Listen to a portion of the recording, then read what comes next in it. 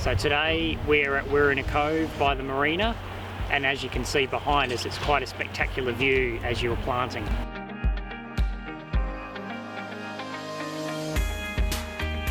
This project is a federal government funded project called the 20 Million Trees program.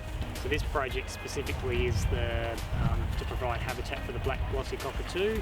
In this area the habitat was cleared, so the black glossy cockatoo is now mostly only just located at Kangaroo Island.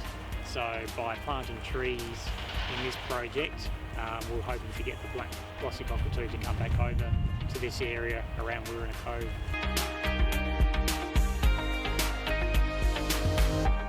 This is my first day volunteering with CVA and I'm already loving it. I think CVA is really important for a community to come together and get involved with conservation activities and really learn the importance that our environment plays.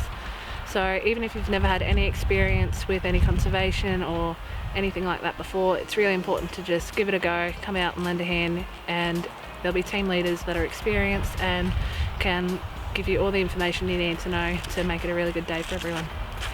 So yeah, if you're thinking about it, then give it a go. Yeah, I definitely recommend anyone to come and volunteer for CVA.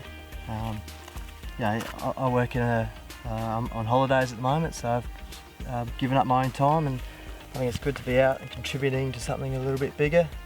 Being out in nature and outdoors, I mean, it's a pretty good office out here, so you can't really complain.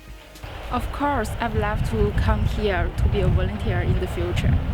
And I will definitely come back because I just love it. I would definitely recommend other volunteers to come out and join CVA on our projects, especially this project down here at Wirrina Cove, as you'll be doing great things for the black glossy cockatoos.